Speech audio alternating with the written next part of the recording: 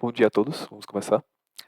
Meu nome é João Batista Neto e hoje eu vou apresentar o artigo intitulado de Análise de Previsão de Anomalias de Desempenho em Sistemas Distribuídos. Bom, esse trabalho foi desenvolvido por mim e meus dois colegas de trabalho, João Guilherme Benjamin e Lucas Branco Alves de Mello, dentro e em conjunto com a Universidade Federal do Agreste de Pernambuco, a UFAP. Bom, dito isso, é, o estudo da gente ele vai focar no uso de algoritmos de regressão para detectar e prever anomalias de desempenho em sistemas distribuídos. E a gente vai abordar os principais pontos dessa pesquisa e os resultados obtidos, claro. Bom, antes disso, vamos falar um pouco, porque é bom rir um pouquinho, né? O que é isso? Teste de regressão, o que é isso? Bom, se compila, tá bom. Se starta, tá perfeito. Essa é uma célebre frase do nosso colega Louis Strauss. Bom, aqui eu vou começar com uma pequena introdução dos principais pontos dessa apresentação. No caso, a nossa introdução, que a gente vai trabalhar com a importância de prever anomalias de desempenho em sistemas distribuídos. A metodologia que foi utilizada, que são as etapas de estudo e a coleta de dados e o processamento e avaliação de todos os modelos que a gente fez. A gente também vai ver os resultados de discussões, ou seja, os resultados de discussões da nossa análise que foram feitos. E a conclusão, que basicamente é o resumo de todos os resultados de discussões. A começar com a introdução. Bom, antes de entrarmos em detalhes técnicos, eu gostaria de destacar a importância de prever anomalias em sistemas distribuídos. Esses sistemas são cada vez mais utilizados em diversos setores, basicamente hoje em dia, como comércio eletrônico, bancos, plataformas de mídia e serviços de nuvem, basicamente. Bom, e qualquer falha nesses sistemas, ou gargalo que possa ocorrer neles, pode levar a consequências graves, como a perda de dados, interrupção de serviço, custos elevados para restaurar a operação, e, enfim, a previsão dessa, enfim, o nosso estudo basicamente dita como vai ser a previsão dessas anomalias. E essa previsão delas permite que as equipes técnicas ajam de maneira proativa, em vez de reativa, evitando falhas críticas que podem causar um tempo de inatividade, incapacitar diretamente a experiência do usuário, por exemplo, e atrapalhar as finanças da empresa. Bom, de toda forma, o trabalho ele buscou desenvolver problemas chaves em sistemas distribuídos, como bottlenecks, como gargalos de recursos, por exemplo, que podem ocorrer quando a demanda por CPU e a memória dos recursos excede a capacidade disponível da máquina, falhas de hardware ou software que podem causar interrupções inesperadas, uma queda do sistema, por exemplo, e exaustão de recursos, que pode levar a uma queda de desempenho de falhas completas do sistema, por exemplo, uma exaustão da CPU ou de memória RAM. Bom, o artigo que a gente fez, ele basicamente vai explorar três tipos de algoritmos de regressão linear, e que no caso é a regressão linear, polinomial, ridge, e para prever esses problemas com base nos dados históricos de desempenho, basicamente, a partir disso, bom, a partir disso ele vai discutir como esses modelos podem ajudar na alta escalabilidade dos sistemas, ajustando dinamicamente a alocação de recursos para evitar falhas, por exemplo. Bom, ao longo dessa apresentação, nós veremos a metodologia que foi aplicada e os resultados obtidos e as limitações, claro, desses modelos para obter e lidar com as situações mais complexas. Bom, começar aqui com a visão geral de algoritmos de regressão. Nessa parte, a gente vai apresentar alguns algoritmos de regressão linear que a gente utilizou nesse estudo, que foram três modelos explorados, basicamente, que foi a regressão linear, que é um modelo simples e direto, que busca basicamente capturar as relações lineares entre as variáveis, a regressão polinomial, que adiciona complexidade ao tentar capturar essas relações não lineares de dados, e a gente também vai ter a regressão de Ridge, que inclui uma técnica de regularização que reduz a multicolinearidade. Bom, e ela vai reduzir essa multicolinearidade entre as variáveis e ajuda a evitar o overfitting, por exemplo. Bom, cada um desses algoritmos foi avaliado em termos de sua capacidade de prever anomalias com base nos dados de desempenho coletados. Bom, além disso, vamos passar para alguns trabalhos relacionados, porque essa pesquisa ela foi construída com base em alguns estudos anteriores que exploram a previsão de anomalias em diferentes tipos de sistemas. Um desses estudos foi o de Liu Nielsen, que foi feito em 2016, e esse estudo dele, ele propôs o uso de regressão linear para a detecção de anomalias em sistemas de rede inteligente. E o método dele foi eficiente na detecção de desvios de tempo real, basicamente. Além disso, a gente tem um trabalho de Gu Wang, que foi feito em 2009, que eles utilizam métodos bayesianos e algoritmos de clustering para melhorar a resiliência em sistemas de cluster robustos, por exemplo. Bom, e por último, o mais recente, a gente tem o Marin et al., que foi feito em 2020. E nesse trabalho eles focaram em prever falhas em sistemas distribuídos, na verdade, de múltiplas camadas, basicamente, fornecendo alguns insights valiosos para sistemas mais complexos. Bom, esses trabalhos, eles pavimentaram basicamente o caminho para a gente poder abordar e utilizar no nosso estudo. E que vai focar em prever essas anomalias, claro, e desempenho em sistemas distribuídos e utilizando modelos de regressão. No mais, eu vou deixar vocês com um pequeno meme e vamos passar para meu colega aqui. Agora falando sobre a metodologia do nosso artigo.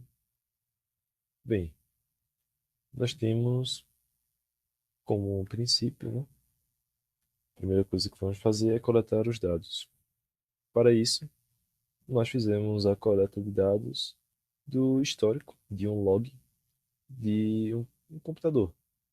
E aí nós pegamos o uso de CPU, consumo de memória, latência de rede, I/O de disco e mais alguns detalhes, mas o principal foi esse.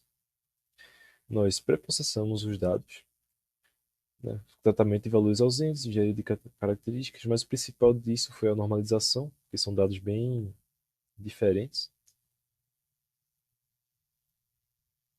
Com isso, o nosso objetivo é, com os dados preparados, fazer o processamento dos modelos. No caso, nós escolhemos modelos de algoritmos de regressão, claro, como diz no título no próprio título do artigo, mas nós escolhemos regressão linear, regressão polinomial e o ridge, no caso de overfitting. Como métricas, nós utilizamos o RMSE, o MAI, que esses dois eles vão dar uma boa ideia de generalização de como bem o algoritmo vai. E também fizemos aplicar um algoritmo para detectar anomalias. Isso é, resultados previstos que variam muito do que o que é de verdade. Então, assim, a ideia de detectar anomalias é perceber resultados que realmente, por algum motivo, o modelo deu uma predição totalmente errada, né? Totalmente equivocada. Bem, e aí, com tudo isso em mente, nós fizemos o código. Eu vou mostrar logo logo, ao final da minha parte, né? E nós vamos mostrar aqui agora os resultados que nós tivemos. Discutir sobre eles. Primeiro, com regressão linear, o nosso resultado não foi bom. Ele mostrou aqui que o algoritmo de regressão linear não serve muito bem para predição, porque ele tende a manter as predições dele no nível em que é mais padrão. Então, no nosso caso, no nosso log, o uso de CPU ele estava ali, na maioria dos casos, entre 10 e... Entre 10 não, ali em torno de 5%. Abaixo de 5%, 4, 3, 2%. E ficava variando por ali. Então, a predição do nosso modelo, ela não foi boa, né? Você pode ver que, às vezes, em que o uso da CPU estava alto, o modelo, mesmo assim, deu uma predição baixa, de 3, 4%. Algumas partes ele acertou, mas não foi um resultado bom. Com a regressão polinomial, tivemos um resultado que dá para dizer que é mais interessante, porque ele tem uma variação maior, teve até um valor negativo, dois valores negativos, e isso indica que a regressão polinomial ela pode, né, caso tenha um pré-processamento melhor, um ajuste meticuloso ali nos parâmetros, pode ter um resultado bom. Bem, é preciso fazer os testes. E na regressão Ridge foi simples, né? Foi realmente muito similar à regressão linear, porém com um pouco menos de variação, até eu diria, né? Porque a Ridge ela tende a lutar contra um overfitting e no nosso caso acabou tornando um resultado assim não muito interessante, muito parecido com a regressão linear. E bem, esses foram os resultados que obtemos com os três modelos, né? E aí vem até essa brincadeirinha, esse meme que nós fizemos no IA. É quando você pensa que a predição de CPU, do uso de CPU vai ser correto, mas na verdade ele só prediz valores baixos, como se estivesse em uma dieta. Não faz muito sentido, mas é uma coisa que gera um negócio engraçado. E agora eu vou passar para o nosso amigo Benjamin, grande Benjamin, sua vez. Opa, opa, espera um pouco. Antes de passar para o nosso amigo Benjamin, eu vou primeiro mostrar o código que fizemos aqui, né? Faz parte dos testes, né? E bem, nós pegamos, lemos o arquivo de log, contendo as informações ali do uso de CPUs, memória e tudo mais. Nós fizemos aqui todo o pré-processamento, coisa simples. E nós temos uso de memória, uso de download speed, quer dizer, download speed, upload speed, disk I/O e ping. E com isso, normalizado e tal.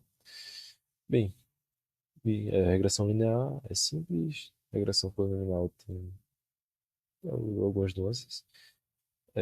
E regressão ridge também é muito simples. Aqui nós fizemos a avaliação, nós fizemos a verificação, vemos o quão bom se desempenhou os modelos, e o resultado foi esse. Quanto menor é melhor, então nós vemos que realmente regressão linear ali, ele, por mais que tenha menos variação, acaba ficando mais correto. Ridge é muito parecido, e polinomial ele se distancia mais ali dos dois fatores. Bem, um teste dos coeficientes, mas isso aqui não está muito bem formatado, não vou apresentar muito bem. Comparação de verdade aqui dos valores, você pode ver aqui que, por exemplo, o valor de verdade era 10,4, que é um valor alto, né? E a regressão linear detectou isso, a regressão polinomial foi um pouco melhor, né? Detectou 4,5, foi mais próximo. E a Ridge detectou aqui 3,4, muito parecido com o linear. Então, assim, um valor alto, e eles fizeram um predict muito baixo, o que indica que realmente esses algoritmos, ou eles precisam ter muita alteração em muitos parâmetros específicos, ou realmente não são adequados para esse tipo de uso, né? Que pode subir e ser de repente o valor assim, de acordo com várias e várias variáveis. Aqui a detecção de anomalias, houveram várias, né? Uma detecção muito diferente em vários locais, principalmente quando era muito baixo ou muito alto. E aqui temos os gráficos que estão no slide e estão no artigo, né? Inclusive, o artigo está aqui, não está. Inclusive, voltando aqui, fui procurar o artigo. Temos aqui o artigo, vou passar brevemente por ele. Ele contém introdução, related works, metodologia, e aqui nós vemos os resultados, né? Resultados de discussões. Temos aqui os gráficos indicando o resultado. E realmente, depois vamos ver as limitações dos modelos simples com Benjamin, que é algo que eu já até falei bastante nessa parte da apresentação, e depois a conclusão. E bem, sem querer dar muitos spoilers, eu vou passar para o nosso amigo Benjamin, de verdade, agora dessa vez. Vai lá, Benjamin. Olá pessoal, espero que todos estejam bem.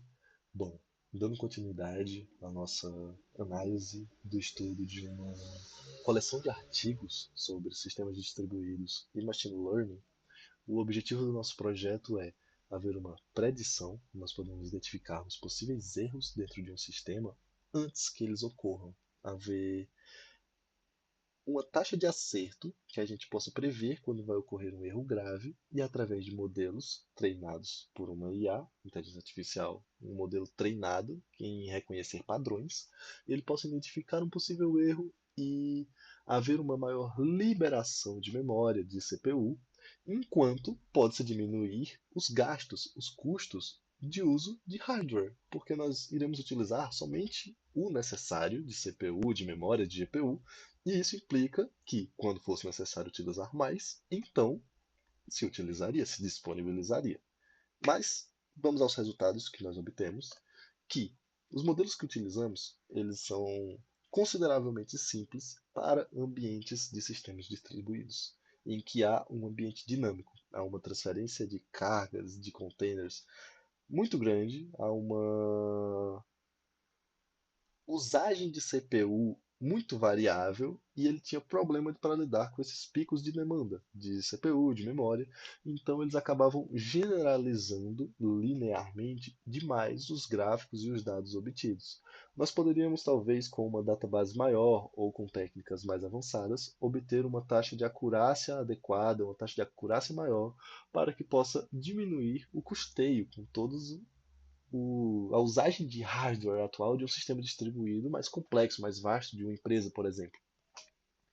Então, as dificuldades foram essas. Relações complexas demais, muito variáveis, acabavam se subestimando os picos de CPU e acabavam simplificando linearmente demais os casos dos nossos dados, o que implicava em uma taxa de acurácia menor do que o desejado. Então, nós recomendamos, como técnicas mais avançadas que seriam melhores para reconhecer os padrões, uma database maior, poderiam ver esses sistemas mais variáveis e identificar esses possíveis problemas com redes neurais e algoritmos genéticos. Diante disso, o objetivo do nosso projeto foi avaliar diversos algoritmos, avaliar o uso desses algoritmos individualmente e ver o quão capazes de prever um erro, acabar descobrindo uma possibilidade de diminuir o custeio e problemas de uma empresa a respeito com custos de hardware, tornar uma sustentabilidade maior de um sistema, trazer maior confiabilidade de um sistema, ele exercer aquilo que ele se propõe em uma boa otimização ao usuário e sem haver erros. Um sistema o mais à prova de falhas possível e com um custeio mais adequado devido. Então, assim, o que nós temos? Para os limites dos nossos modelos atuais, nós precisaremos de abordagens mais robustas. E como soluções futuras, nós temos que podemos utilizar, por exemplo, a aprendizagem profunda, a Deep Learning, para isso, ou então aprendizado em conjunto, ou então algoritmos genéticos, para melhorar a capacidade dos modelos e eles lidarem com a complexidade dos dados. Para trabalhos futuros, nós recomendamos justamente a aprendizagem Deep Learning, o aprendizado em conjunto. Nós recomendamos uma database maior, uma utilização de um sistema de uma empresa realmente utilizado para que ele possa ser monitorado, como Prometheus, AWS CloudWatch e diversos outros sistemas de monitoramento de logs de sistemas distribuídos.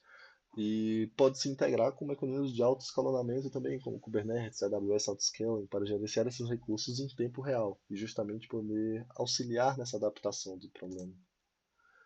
E com essa frase do Bruce Lee, que ela exemplifica muito bem o nosso problema atual, que é a incapacidade de se adaptar traz a destruição.